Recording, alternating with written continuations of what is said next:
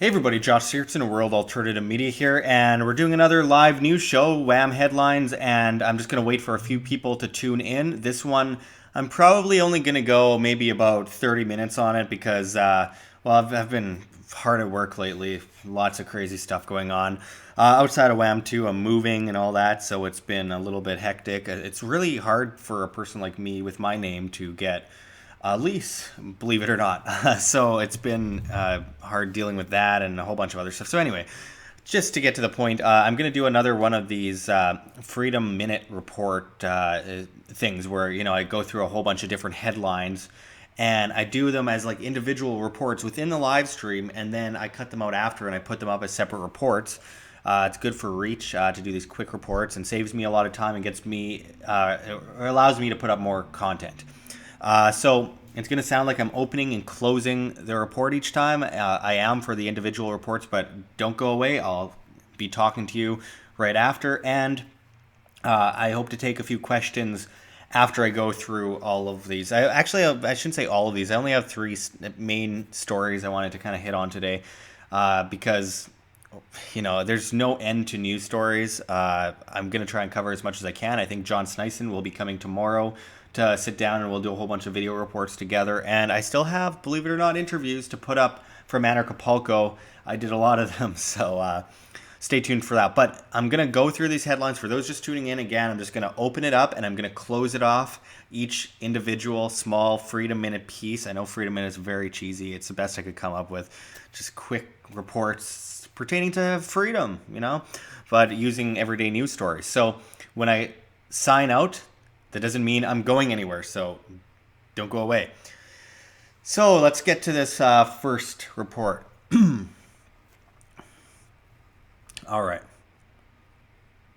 Hey everybody, Josh Sigurdson of World Alternative Media here for another Freedom Minute report, and let's see what's in the news today. Now, as this article here says, Oscar early ratings tank, show sinks 16% from last year, and as this one from Deadline says, Oscar ratings down double digits, all-time low in earning estimates, or early estimates. So this is an interesting sign of the times we live in. Before I really go into the meaning behind this, I'm going to go into this part of the article first. It says last year, the 22.4 metered market rating translated to 32.9 million viewers, also a 9-year low, and a 9.1 rating among adults 18 to 49.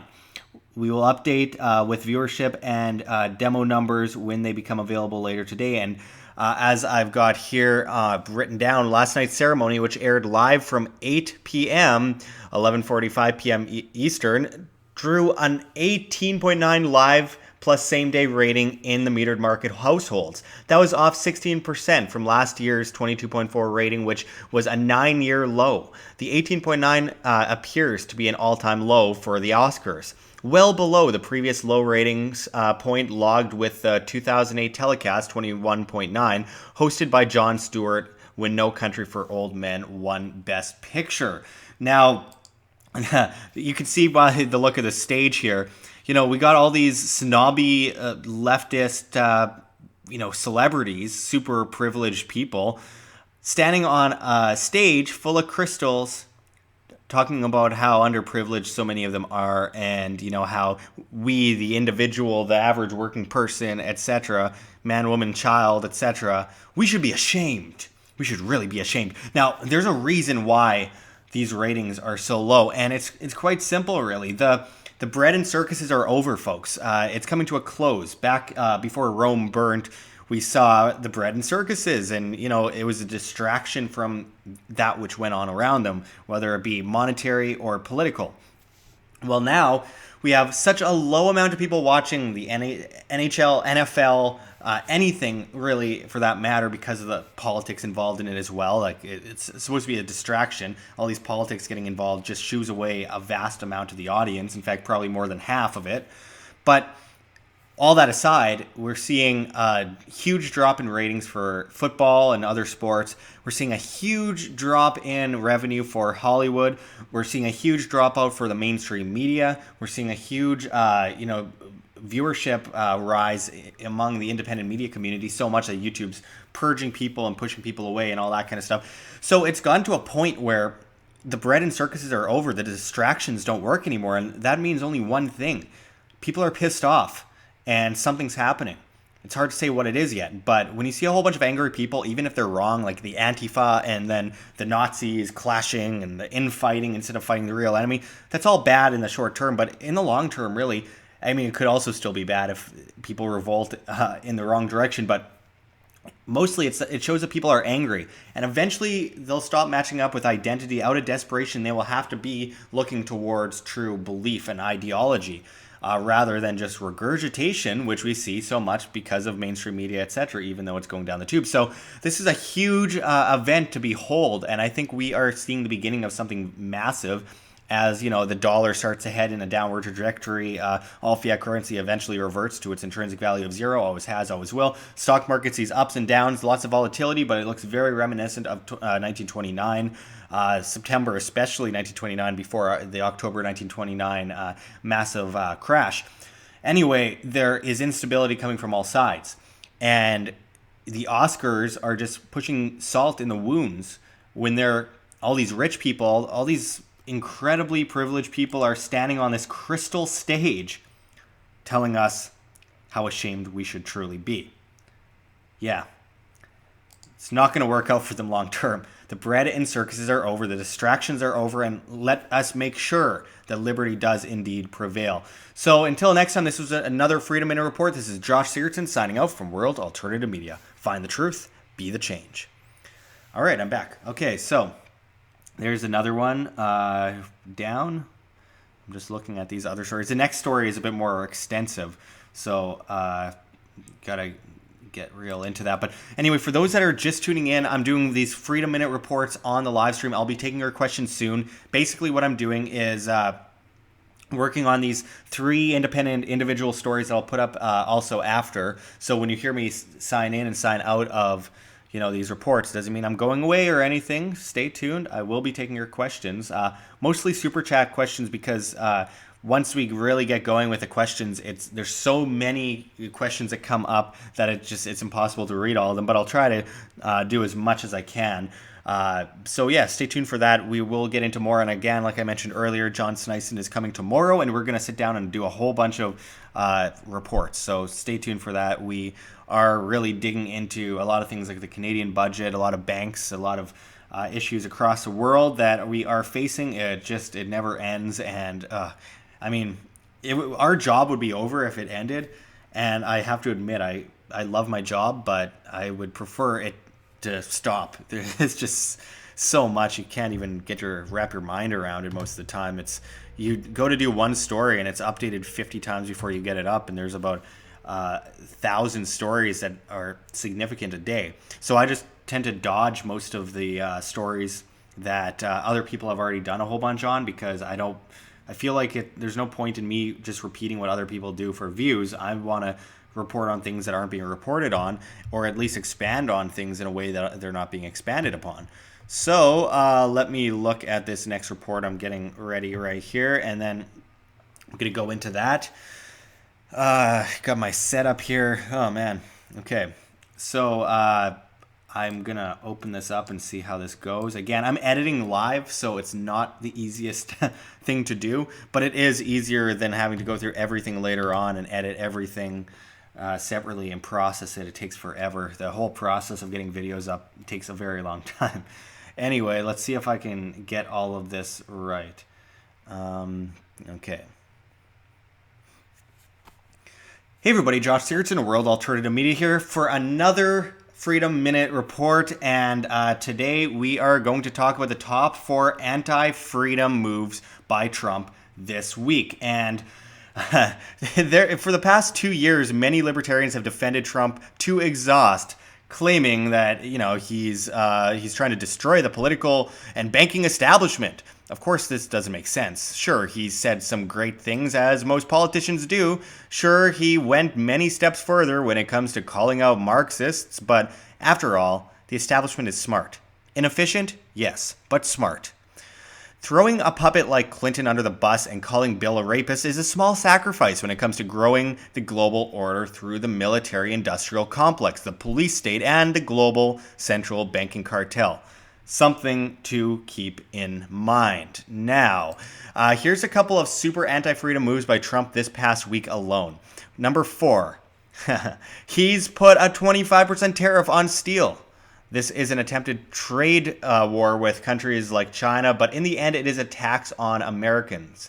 Also, interestingly, another good one to throw up on the screen here. His buddy, a New York billionaire, Carl Icahn, dumped $31 million in steel-linked stocks just before the announcement. How lucky. Now, number 3. He spoke about killing drug dealers. It does not have to be said that the Trump administration has seriously heated up the destructive and communistic-style war on drugs. This statement by Trump is another example of his trend of just repeating what the last person who's smarter than him says around him. Now, moving on. Gun control. Here we go. So, he claims he's the best and most beautiful person on gun rights. Yeah, okay. So during the election, he pushed forward the idea of banning people on the no-fly list from getting a gun. By the way, a lot of random innocent people are on the no-fly list. Then this last week, he claimed this following Mike Pence's statement on dealing with gun crime. He said, and I quote, "I like taking the guns early. Like in this crazy man's case that just took place in Florida. He had a lot of firearms. They saw everything. To go to court would have taken a long time. So you could do exactly what you're saying, but take the guns first, go through due process second." Now, the NRA claims that Donald Trump doesn't want gun control, and fine, they can say that. We will see. But along with the pointless bump stock ban being pushed by Trump and his claim that he's considering an assault weapon ban, the NRA is likely just being weak on guns as per usual. Now, moving on to the next thing. Number 1, following a move by China making communist Xi Jinping a potential leader for life, Trump made a statement congratulating Xi and saying that maybe the U.S. should give that a shot one day. Excuse me? So now some should be taken in jest, of course, but this isn't the 5,342D chess that some claim. People are using the dependence of hoping a leader changes things for them as an excuse to be apathetic. Bush was playing 4D chess and backgammon, not ending the Fed despite his critique of the Fed during his 2000 campaign. Obama was playing 4D chess by keeping Gitmo open and dropping more bombs than any other president. If Trump had good intentions, that's one thing. Actually putting them forward would end with the establishment murdering him. Let's be realistic. Yes, the media spreads nonsense about Trump that's not true constantly, all day, every day. It's become so obvious, too. It's like a trick on the minds of the masses. This has been the perfect storm to divide two collectivist sides of the paradigm. Get the right to agree to things they wouldn't usually agree with, just like Obama got the left to agree to things they wouldn't usually agree with in order to keep people at bay as the global establishment continues to pave the path forward into total servitude under a giant global state complex. So, just remember, folks, stop falling for it. Only you can stop this. Politicians cannot. Again, thanks for joining us for another Freedom Minute Report. This is Josh Sigurdson signing out from World Alternative Media. Find the truth, be the change. All right, I'm back. Okay, so that was a bit of a longer one. It's so hard to edit while doing the report. It's like trying to get to the right clips at the right time. Now, let me see here. I see a lot of people are actually listening. That's good because there's like no chats coming in while I was talking there. Okay, so I got a super chat from Liza Jean Williams, and it says, "Glad I found this behind the scenes stream. You're much appreciated in Canada by this precious metals junkie, and Trudeau is an abomination. A scumbag.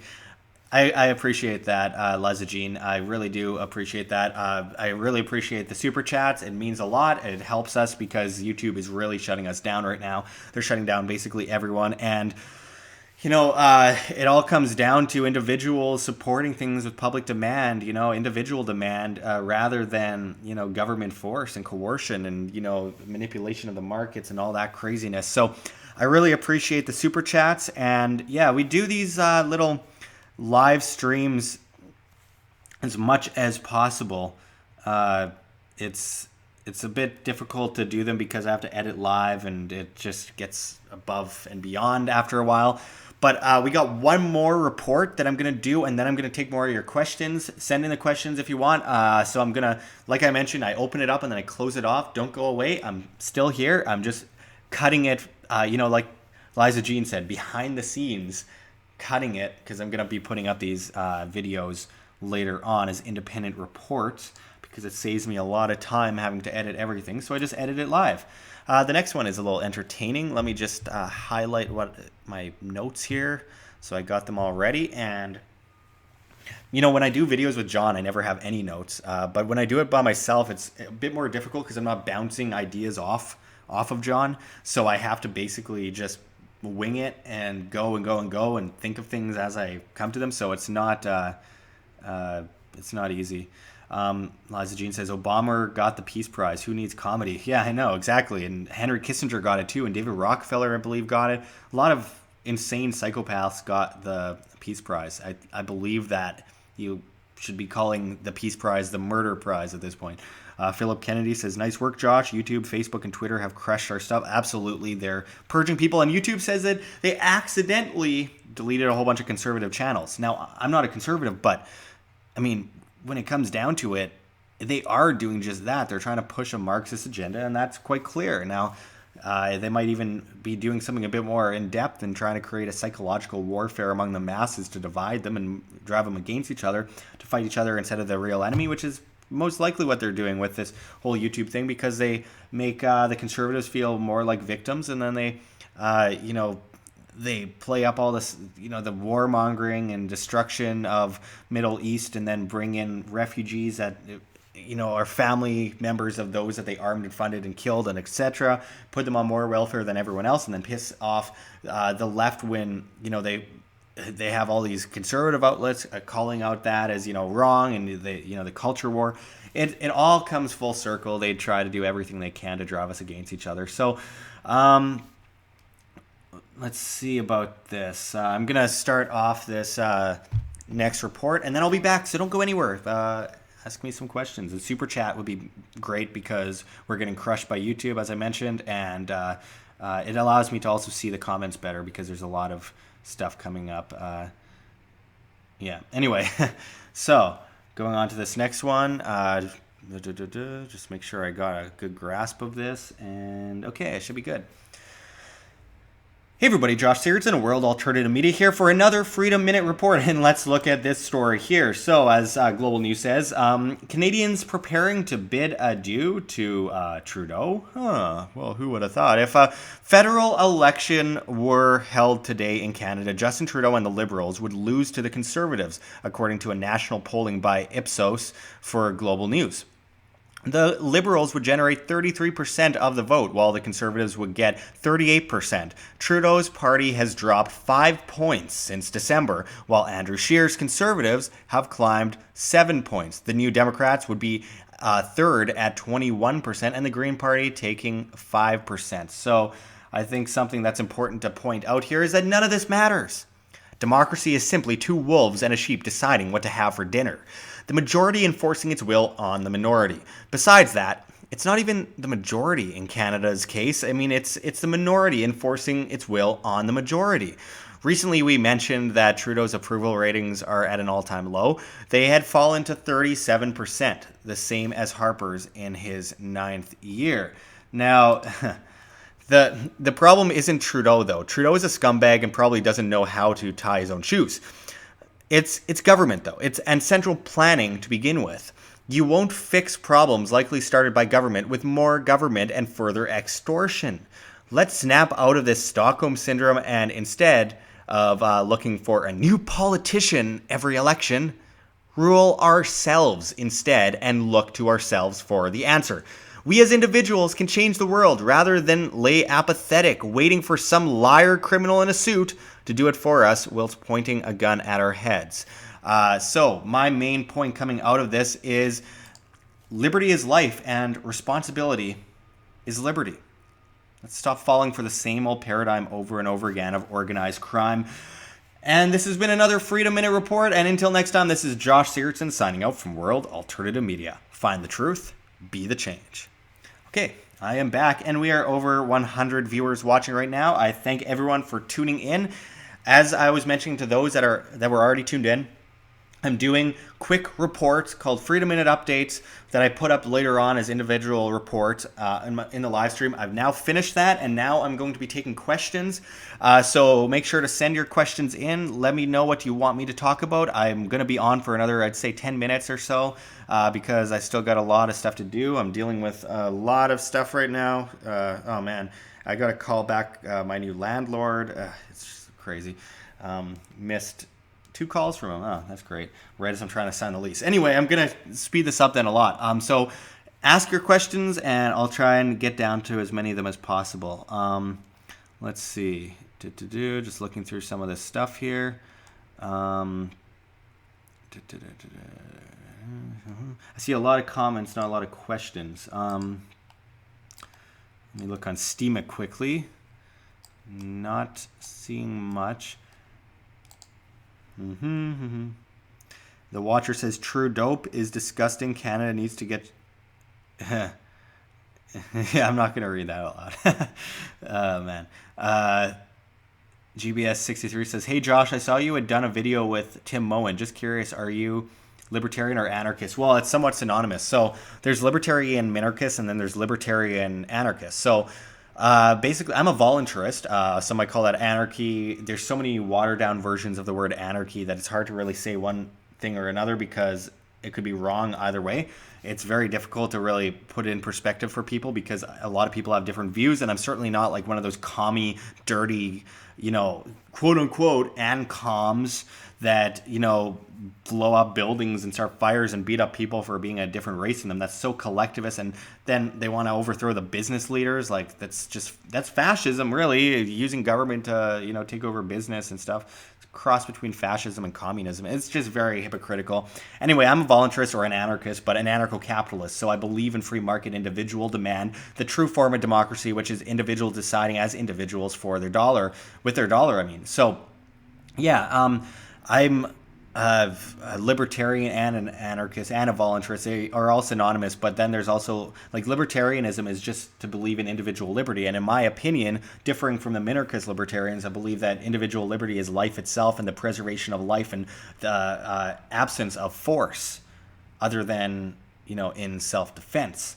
So in that case, yeah, and anarchy doesn't necessarily mean to me no government. It means no coercive government. You could still have government. You could still have societies, voluntary private contract societies. That comes down to individuals deciding what they want to see with their own life and what societies they want to join or not join for that matter. So anyway, that to answer your question, Tim Owen's a good friend of mine. I might not be 100% on, running for office and getting in to change things. I don't think it makes a whole lot of sense. We've seen that a million times, but I really support him as an individual because he's a great guy, and I trust that he's not going to get in and be like, okay, actually we're going to go to Afghanistan. It's like Tim Moen, Ron Paul, and Adam Kokesh are like the only people I know of that I could really say that about. And I just got up a video today with Adam Kokesh. Let me see. I saw someone said great question about the metals. Liza Jean. Okay. Says, question, how much longer can the value of silver and gold be suppressed? Well, it shouldn't be even this long. It shouldn't be suppressed at this point. It's insane that it is. It doesn't make any sense that it is. So I would say that give it a week or 5 years. Of course, we've seen since 1933 when FDR took away the gold, confiscated the gold, and then funded the ESF, Exchange Stabilization Fund, and then later the IMF with that gold that was confiscated, later brought back in 1974, I believe, by Anthem Blanchard's father, James U. Blanchard III. Basically, there's been a pigeonhole on gold and silver for a long time because it's wealth insurance, and that threatens the establishment. It doesn't stop the establishment from buying it up themselves, but it certainly does threaten the establishment. So with that said, on top of that, I believe it's important to mention that banks like Deutsche Bank and all these other major banks, HSBC, Scotiabank around the world, have been manipulating the price of gold and silver in an artificial bear market, like holding a beach ball underwater, gaining pressure, ready to bounce up. So I think that it's important to mention that when the banking system goes down, so will the manipulation. Gold and silver will prevail long term. It always has throughout history. So as fiat's always failed, gold has always prevailed, silver has always prevailed, and the gold-silver ratio is astonishing. Silver, most of all, I believe. This is my opinion, not advice. And besides, I'm not one to say that gold and silver is a good investment. It's really not. It's a wealth insurance. It's a wealth insurance. It's a way to insure your wealth long term. It's not about making lots of money fast. It's about insuring your wealth in the inevitable case of a fiat crash. So that's my main point when it comes to gold and silver. When is it going to stop being suppressed? When the banking system goes down. So when the dollar crashes, when the stock market crashes, when the Fed can't keep up anymore, when the interest rates go negative, it's all going to come collapsing down. But we need to be educated enough so we don't just rebuild the same old system that we've had for so long before. Let's see. I got a comment from Vention1MGTOW. Young people aren't buying gold or silver. Only old guys like me got sucked into that. I wouldn't say sucked into it. It's about wealth insurance. Have you saved your money by having that money in gold and silver rather than fiat? Because fiat devalues constantly. You lost money in fiat. You preserved value or wealth in gold and silver. And if you had it in 2002, you most certainly gained wealth out of it. You saw it go from about $200 an ounce to $2,000 an ounce at one point from 2002 to 2012. And yeah, you made vastly more in Bitcoin. Yeah, because Bitcoin is more of an investment. He mentions that he made a lot more in Bitcoin.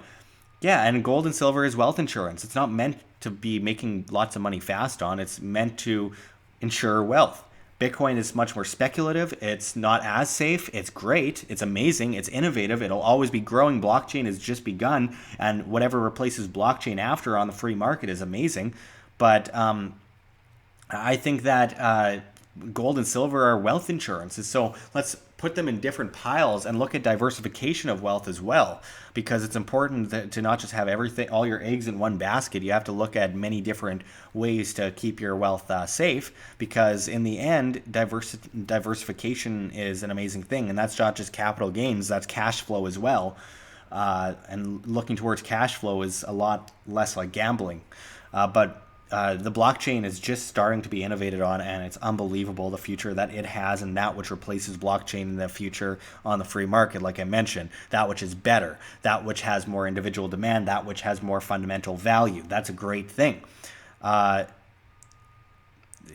Sherry Zirkle says Bitcoin not backed, it's same as paper money but digital. No, that's not the way it works at all. So fiat is legal tender currency based in debt, and this is really important to mention here. It's centrally planned. It has no cap on creation, quantitative easing, fractional reserve lending. Bitcoin is decentralized, free market competing currency based in scarcity, demand, application use, and is in no way like fiat. It's literally the opposite. Just because something isn't physical doesn't mean it doesn't have value. Value is dependent on the scarcity, demand, and application use of said product. So gold is based on scarcity, demand, and application use. Same with silver. Bitcoin is as well.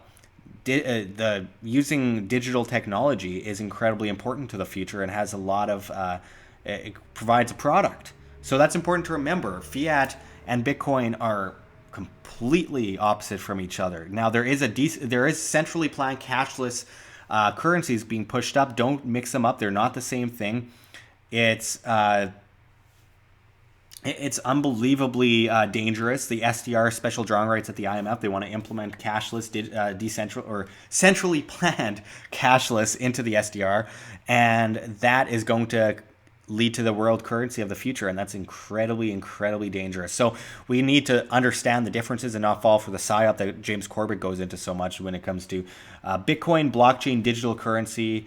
It's a cryptocurrency. These are all different words that can play into each other but aren't all the same thing. And no, Bitcoin isn't created out of thin air.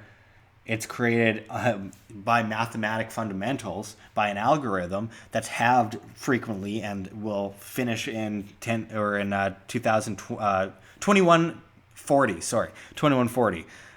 So yeah. Anyway, lots of information that people kind of miss when it comes to cryptocurrency. But there's a lot of really bad cryptocurrencies out there, so don't just go and dump money into any random cryptocurrency. That can be very dangerous.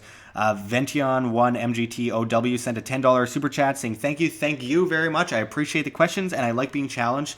Please please feel free to question what I say. Now I'm gonna have to go right away because I do have to call this new landlord back before I lose out on my lease.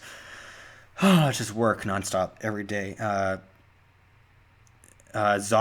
Ovox said define based in application demand and use. So I'll just quickly say application demand and scarcity. Scarcity demand application. So application use is the fundamental value of the product it supplies. So if it's just there and it's just created and doesn't have a reason to exist, isn't used as a proper currency, isn't used to create, business transactions or to hold a social media like Steam has with STEEMIT or DTube or DLive or one of the other decentralized alternatives, if it doesn't have that kind of fundamental demand or, fundamental application, then it doesn't have a value.